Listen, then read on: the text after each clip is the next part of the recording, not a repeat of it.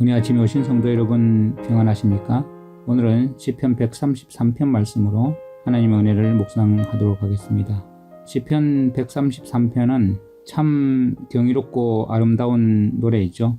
이렇게 경이로운 일은 정말 보기 드물기 때문에 그래서 반드시 깊이 묵상해 보아야 할 그러한 시편입니다. 이것이 살아있는 성도의 특징이기 때문이죠. 이것은 감탄하지 않을 수 없는 일입니다. 잠시 멈추어서 우리의 눈을 여기를 보아야 합니다. 그래서 한글 개역에는 번역되지 않았지만 보라 형제가 연합하여 동거함이 어찌 그리 선하고 아름다운고 이렇게 시작하죠. 우리의 마음을 사로잡아서 본받게 만들어 줄 수 있도록 우리는 여기를 바라보아야 합니다. 보라, 잘 주목해서 보라. 하나님이 인정하시면서 보시기 때문에 관심을 기울여서 이것을 보라 이런 것입니다. 형제가 연합하여 동거함이 어찌 그리 선하고 아름다운고. 이 너무나 뛰어난 모습은 더 이상 표현하기가 어렵죠. 그래서 시편 기자는 어찌 그리 선하고 아름다운고 이런 말을 씁니다. 얼마나 선한지 보라는 것입니다. 얼마나 아름다운지 보라는 것이죠. 다윗은 선함이나 아름다움을 표현할 엄두를 내지 못했고 그래서 우리에게 스스로 보라 이렇게 하는 것이죠. 이 선하고 아름다운 이 두 단어는 형용사죠. 그래서 어떤 것이 선하다는 것은 좋은 일이지만 그것이 또한 아름답다는 것은 정말 너무나 좋은 일이죠. 모든 사람은 아름다운 것을 사랑하지만 종종 아름다운 것이 악한 경우가 있습니다. 그렇지만 여기서는 그 모습이 아름다우면서도 선하죠. 선하면서도 아름답습니다. 어찌 그리 정말 한정적인 이 형용사지만 이 형용사가 붙어 있기 때문에 이 모습이 얼마나 아름다운지를 우리가 알 수 있는 것이죠. 그런데 육신대로라면 사실 형제가 동거하는 것이 언제나 지혜롭지는 않습니다. 왜냐하면 우리의 경험상 서로 떨어져 있는 편이 차라리 낫고 다투면서 동거하는 것이 얼마나 부끄럽다는 것을 우리가 알기 때문이죠. 형제는 아브라함과 롯처럼 평화롭게 헤어지는 편이 차라리 요셉의 형제들처럼 시기하면서 동거하는 것보다 낫다는 것이죠. 그런데 형제가 연합을 이루면서 동거할 수 있고 그렇게 한다면 그들의 교제는 정말 눈여겨보고 정말 거룩하게 칭찬할 만한 그런 노래가 되겠죠. 이런 광경을 종종 우리 가까운 친척에게서 볼 수 있어야 합니다. 왜냐하면 그들은 형제이고 그러므로 마음과 목적이 하나가 되어야 합니다. 그래서 그들은 동거해야 합니다. 그리고 서로 위로를 얻기 위해서 싸우지 말아야 합니다. 그러나 얼마나 많은 가정이 서로 사이가 좋지 않고 미워하고 찢어지고 선하지도 아름답지도 않은 모습을 나타내고 있습니까? 사실 영적인 형제는 교회의 교제 가운데 동거해야 하는데 이 교제에서 한 가지 핵심은 뭡니까? 연합이죠. 우리가 연합을 한다면 획일성은 필요가 없습니다. 생명과 진리와 길이 하나이고 그리고 그리스도 예수 안에서 하나가 되고 정말 목적과 정신이 하나가 되는 것은 우리는 이것을 가져야 하겠죠. 그렇지 않으면 우리의 모임은 정말 그리스도의 교회가 아니라 다툼의 회가 되겠죠. 연합이 친밀할수록 좋습니다. 왜냐하면 더 많은 성과 아름다움이 있을 것이기 때문이죠. 우리는 불완전한 존재이기 때문에 악과 추함이 언제든지 들어올 수 있습니다. 그러나 이 성도의 참 사랑에 의해서 무효화되고 쉽게 물리칠 수 있는 것이죠. 그리스도의 연합은 그 자체로 선하고 우리 자신을 위해서도 형제를 위해서도 우리가 기도하는 회심자들을 위해서도 그리고 세상을 위해서도 너무나 선한 것입니다. 그리고 확실히 그 연합은 아름답습니다. 왜냐하면 사랑하는 마음은 동일한 본성을 가진 다른 마음들과 교제를 나누면서 아름다움을 주고받기 때문이죠. 주님께 진지한 경배로 줄곧 하나 된 교회는 주위의 모든 사람들에게 선함과 즐거움과 아름다움을 흘려보내고 있는 셈이 되는 것이죠. 2절에 보면 머리에 있는 보배로운 기름이 수염 곧 아론의 수염에서 흘러서 그 옷깃까지 내림같고 우리 형제의 연합을 좀 더 잘 볼 수 있도록 하려고 이 다윗은 훌륭한 여하를 여기다 가져오죠. 그래서 우리는 거울로 보듯이 그 복된 상태를 파악할 수 있도록 하고 있습니다. 형제의 연합은 정말 달콤한 향기를 풍기는 그 모습을 하고 있는데 마치 대제사장이 위임식 때 머리에다 기름을 부음을 받을 때 그 보배로운 기름에 비유하고 있습니다. 그래서 이것은 거룩한 것인데 그리고 주님께서 예배할 때 사용할 그 봉헌의 기름과 비슷한 내용이죠. 형제 사랑이 그 대제사장에 부어졌던 그 기름에 비유될 수 있다면 틀림없이 지극히 아름다운 것을 묘사하고 있는데요. 이것은 확산되는 특징을 갖고 있죠. 대제사장인 아론의 머리에 향기로운 기름이 부어지기 때문에 그때 흘러서 옷깃까지 떨어지게 되죠. 그리고 온 몸이 향기로운 기름으로 젖게 됩니다. 이것처럼 형제사랑은 그 영향을 받은 모든 사람에게 그 인자한 능력으로 전해주고 또 그들에게 복을 줍니다. 진정한 하나됨은 관련된 모든 사람에게 복을 가져다 주게 되는 것이죠. 그 선함과 아름다움은 가장 비천한 출신도 종이라도 주인의 집에 그 사랑소는 연합 덕분에 형편이 더 좋고 행복해지게 되는 것이죠. 이것은 특별한 용도를 갖고 있습니다. 왜냐하면 아론이 기름 부음에 의해서 여호와에 대한 특별한 봉사를 행하는 자로 구별되었죠. 이것처럼 사랑 가운데 거하는 자들도 하나님의 교회 안에서 하나님을 영화롭게 하는데 더욱 적합한 사람이 되는 것입니다. 특별하게 부름을 받은 사람이 되는 것입니다. 하나님은 사랑이 없는 자들을 써서 그분의 영광을 도모하지 않을 것입니다. 하나님은 주님의 제사장이 되는데 필요한 그 기름 부음을 받을 수 있는 사람에 의해서 영광을 받는 것입니다. 사랑에 의해서 영광을 받으시는 것입니다. 그래서 수염 곧 아론의 수염에서 흘러서 이렇게 표현하죠.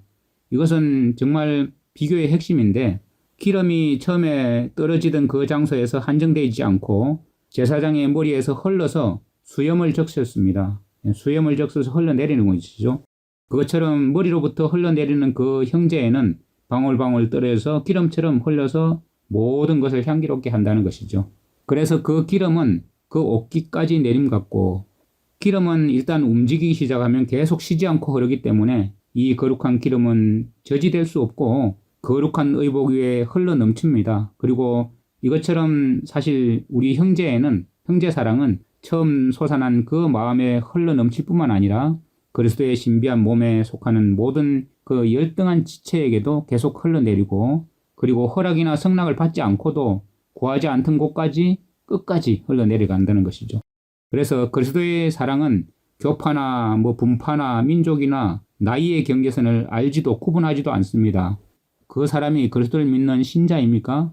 그러면 그 한 몸에 속했고 그리고 그의 영원한 사랑에 주지 않을 수가 없습니다. 어떤 사람이 가장 가난한 사람이나 가장 덜 영적인 사람이나 혹은 덜 매력적인 사람일 수 있습니까? 그럴지라도 그는 옷깃과 같아서 우리의 마음에서 흘러넘친 그 사랑이 틀림없이 그 사람에게까지 떨어져야 하는 것입니다. 이것이 교회입니다. 형제의 사랑은 머리에서 나오지만 사실 발끝까지 떨어집니다. 그 길은 내리막이기 때문에 거침없이 흘러내립니다. 이것은 계속 아래로 흘러내려갑니다. 형제를 향한 사랑은 낮은 지혜의 사람에까지 끝까지 내려갑니다. 사랑은 우쭐대지 않고 겸비하고 온유합니다. 이것이 그 사랑을 매우 뛰어나게 하는 중요한 특징이 되는 것이죠. 기름은 사실 아래로 내려가지 않는 곳에 부어지지 않습니다. 이것처럼 형제의 사랑은 내리사랑이 되지 않으면 그 복을 밖으로 드러낼 수가 없습니다.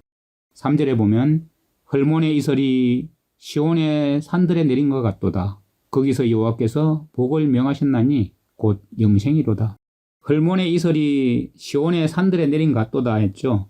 이 수정기는 높은 산에서 낮은 언덕으로 내려옵니다. 헐몬의 이슬이 시온에 떨어집니다. 고산 지역인 그 레바논이 다윗의 성의 낮은 고지를 돌보게 됩니다. 이처럼 형제 사랑은 높은 데서 낮은 데로 내려가면서 그 과정에서 원기를 회복시키고 생기가 돌게 하죠. 서로 살아나게 합니다. 거룩한 이 조화는 정말 신비롭고 축복받고 모든 은혜의 나무에 정말 생명과 장성으로 충실한 이슬과 같습니다. 이것은 큰 복을 갖고 있어서 풍부하고 광범위한 그 헐몬의 이슬처럼 예사롭지 않은 이슬입니다. 정말 이 기름 비유처럼 형제의 연합은 달콤하고 내리사랑으로 내려보내는 그런 것을 보여주는 그런 표현이죠. 거기서 여호와께서 복을 명하셨나니 곧 영생이로다. 그곳은 시온, 다시 말해서 형제가 넘치는 곳입니다. 사랑이 다스리는 곳에서 하나님은 다스리십니다. 사랑이 복을 바라는 곳에서 하나님은 복을 명령하십니다. 하나님이 명령하시기만 해도 그것은 바로 성취되죠. 그래서 하나님은 소중한 자녀들이 서로 간에 행복한 것을 보기를 너무나 기뻐하시기 때문에 반드시 행복하게 해주실 것입니다. 하나님은 특별히 영생이라는 가장 뛰어난 복을 주십니다. 곧 영생이로다. 왜냐하면 사랑은 곧 생명이기 때문입니다. 사랑 가운데 동거하면서 우리의 영원한 즐거움이 시작되었고 이것은 결코 빼앗기지 않을 것입니다. 영원토록 사랑해야 하겠습니다. 그러면 우리는 영원히 살 것입니다. 이렇게 그리스도인의 형제관계는 아주 선하고 아름답게 됩니다. 왜냐하면 여호와의 복이 거기에 임하기 때문이죠. 그리고 이 보배로운 기름처럼 거룩한 헐몬의 이슬처럼 하늘의 것 외에 달리 다른 것이 될 수가 없습니다. 우리가 한 마음과 한 정신이 될 때까지는 그 기름 부음의 충만한 능력이 무엇인지 우리는 사실 모르는 것입니다. 우리가 동일한 마음으로 완전한 연합할 때까지 우리 영혼의 거룩한 이슬이 모든 충만함으로 결코 내리지 않을 것입니다.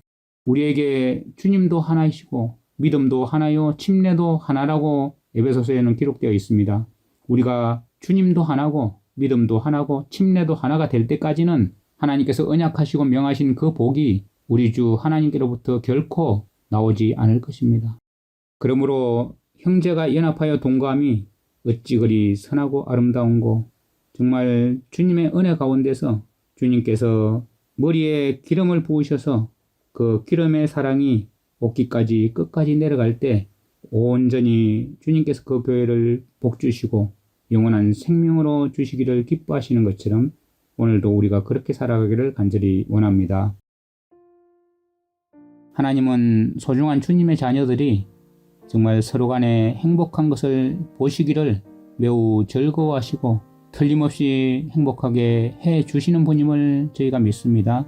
하나님은 사랑이 다스리는 형제의 동거 속에 특별히 영생이라는 가장 뛰어난 복을 주셨습니다.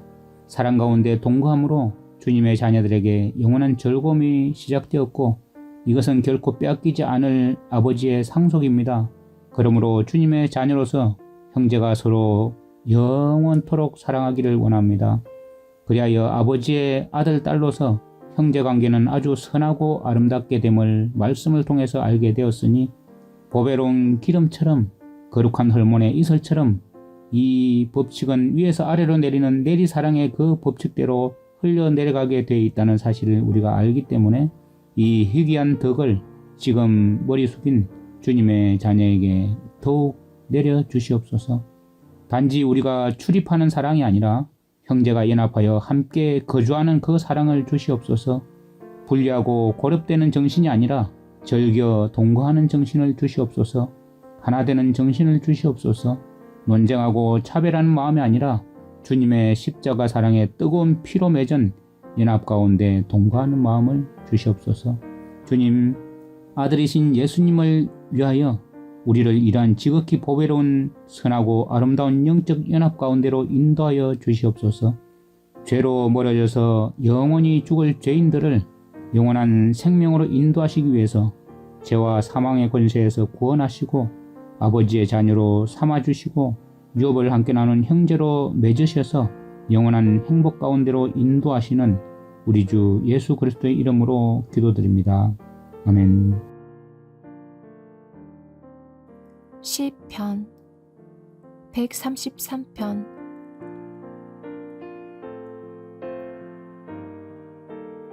보라, 형제가 연합하여 동거함이 어찌 그리 선하고 아름다운고 머리에 있는 보배로운 기름이 수염 곧 아론의 수염에 흘러서 그의 옷깃까지 내림 같고 헐몬의 이슬이 시온의 산들에 내림 같도다. 거기서 여호와께서 복을 명령하셨나니 곧 영생이로다.